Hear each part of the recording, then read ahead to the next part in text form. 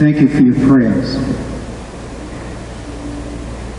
When Abraham Lincoln met Harriet Beecher Stowe, he said to her, Harriet wrote what book? Uncle Tom's Cabin, okay? I hope you've read Uncle Tom. No, I'm not going to go there. Okay. When he met Harriet Beecher Stowe, he said to her, so you're the little lady that started the big war. And that is hitting this gospel home. This is what this gospel is all about. And how do I know this is what Abraham Lincoln said to Harriet Beecher Stowe?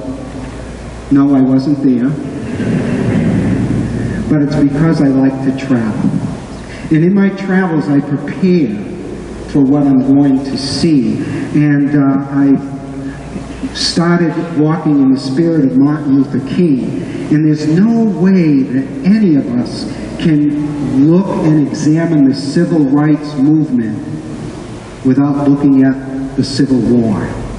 And especially visiting Gettysburg and visiting the monuments that are there, and the words that Abraham Lincoln spoke, and the many words that were proclaimed because of civil rights.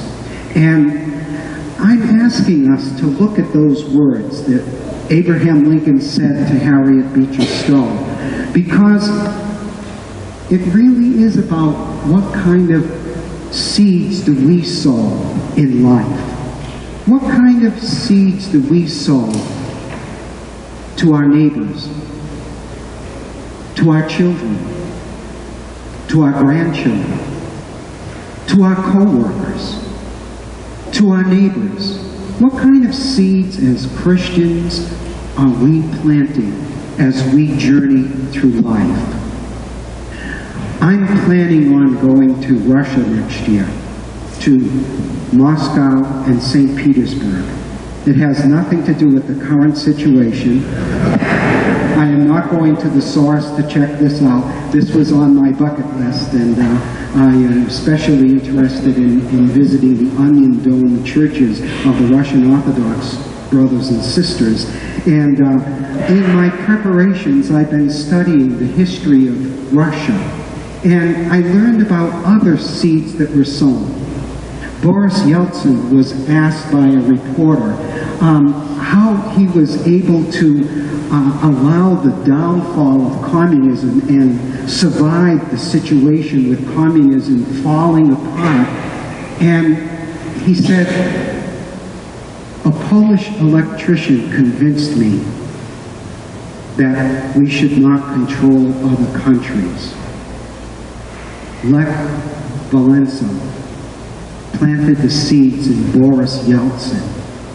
And Boris Yeltsin, Lech Walesa was asked, what made you decide to do this, to really fight for your rights under communism? And Lech Walesa said, I saw what was happening in the United States with Martin Luther King. And I knew that if people in the United States needed to fight to get their civil rights, that we in Poland needed to do the same. My hero, the one who planted the seeds in my life, was Martin Luther King. And of course, having walked in the spirit of Martin Luther King in my journey, I knew Martin Luther King's answer to his question of why he fought the civil rights movement. He said, a little lady, Rosa Parks, sat on a bus and refused to move. And then she came to me afterwards and talked with me, and I was never going to be silent again. Rosa Parks was the inspiration for Martin Luther King. Imagine that. And when we put this picture together, are we stretching the story very much to say that this little lady in the South was responsible for the downfall of communism? I mean, look at the seeds that were planted along the way. And we need to ask ourselves, in light of this parable, Jesus gives us lots of choices in life, and especially when he preaches in parables. And he's asking us, how hard are we willing to work to till the soil of our own faith, to allow that faith to be planted deeply inside of who we are? And when we till that soil, when we fertilize that soil, when we allow the Word of God to grow in us, that Word of God causes us to do further planting in other people's lives. And we have the choice of what kind of seeds we sow among our family members, among our neighbors. What kind of seeds are we planting?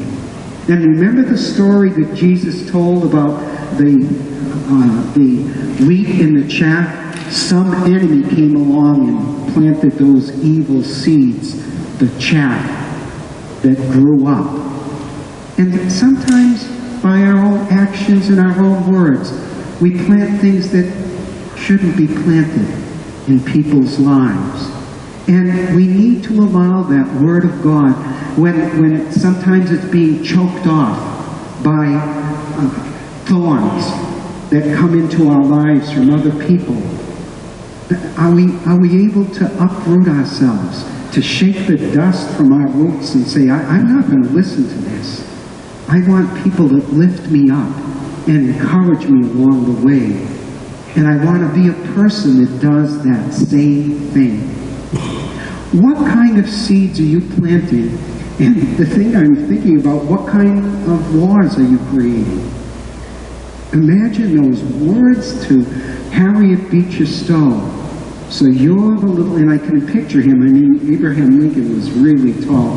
I don't know how high or tall Harriet Beecher Stowe was, but I could imagine that Abraham Lincoln looked down at everybody because he was so tall, especially if he was wearing his hat, his stovepipe hat. Why he needed to wear one of those, I have no doubt that he wanted to feel really tall. No. And, but imagine saying, you're the little lady that began the big war. I learned just a few days ago that I was partially responsible for the renovations done, the construction on Route 16 through the forest on Route 16. I have to travel that route every day. I know you look puzzled. This is bizarre. I just heard it from somebody from Douglas, the town administrator. I was coming to work one day and coming here to celebrate Mass, and it was icy out. And I witnessed a terrible thing. A car with two men driving in it slid and was hit head-on by an 18-wheeler. It didn't end there. It was a Wednesday and I was on hospital duty. I had to go to Milford Hospital to anoint the two men who ended up being executives for Goya Corporation and worked in Webster. The truck that hit them was a Goya truck going back. And I had to, both men died, and I had to work with the nurses who were all upset at the condition of these men when they were brought in. After that event, I wrote this 2-page letter because that road through the Douglas Forest is awful. It's never plowed right or whatever. I wrote a 2-page letter to the town administrator telling him what happened and that this was not the first time it's been atrocious to drive on that road. And nothing happened. I never got a response, never heard. This was years ago. Never got a response. And then I was told by this same town administrator, it was your letter that put us to work on that road. We needed to get the money to change the drainage. We needed to, and I was like, my letter of 6 years ago is responsible. You never know. You never know. You never know. So if anybody that travels that road is blaming me because we can't get through because the traffic is stopped, you never know. Amen.